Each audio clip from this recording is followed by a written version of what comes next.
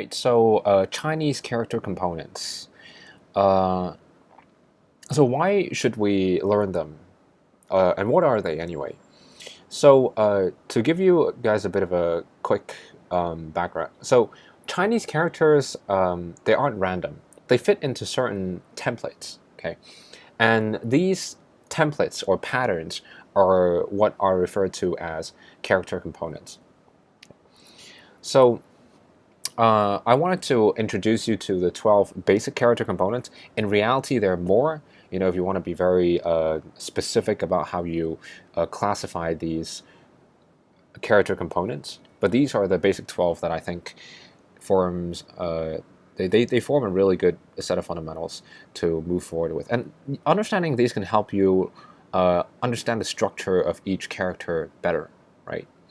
So in your head, you can. It's not just about remembering, 10 strokes. It's about remembering these components within that character.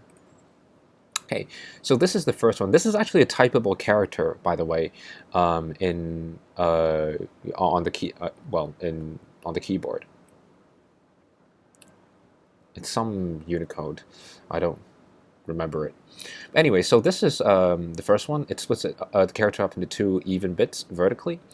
For example, this character Yu, which means feather. And then we've got this. It splits the character up into top and bottom bits.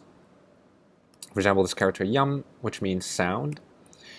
And then we have this, which splits the character up into 3 even vertical bits.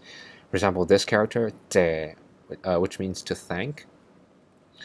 And then we've got this, which splits the character up into 3 even bits horizontally. And then we have, for example, this character Yi, which means meaning. And then we have this, which splits the character into 2 concentric bits. And we have, for example, this character Quan, which means to trap. Actually, quite befitting.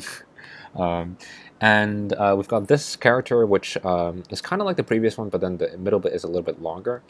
So, for example, we have this character Feng, which means wind. Right, we have this bit in the middle, and then we have the opposite. Like we flip it horizontally along the horizontal axis to give this pattern. And we have Hong, which means fears. And we have the previous one rotated 90 degrees clockwise, and we have this. An example character would be Zheng, which means a smith of some kind, for example, a metalsmith, a blacksmith, and so on and so forth. And this character, we have kind of a smaller square within the outer larger square to the bottom right corner. And so we've got Fu, for example, which means a repository of some sort. And the opposite of that one, flipping on the vertical axis, we've got Gou, which means a sentence or a phrase. And then finally, actually, this is not finally, and then we have top right corner, smaller box. For example, this character, Teng. I think it means court, but there might be other uses as well. And we've got 2 like overlapping ones. For example, characters that don't really just fit into any of the previous ones. Song, which means like cool. And so a really great website that kind of splits up a character into its components is called Hanzicraft. Hanzi for Hanzi, the Mandarin for Chinese characters. So for example, you enter, actually that's the wrong character, but enter one character there, and then it'll split it up into these bits, and then it'll tell you the radicals, the radical, and then the other components, and it'll even split it up into even even smaller components. Very, very useful reference for learning characters. Okay. So that's it for this video, guys, and as usual, questions and comments are very welcome. Please leave them in the comments area below. And if you found the video helpful, please consider giving it a thumbs up. And don't forget to subscribe to the channel for future updates.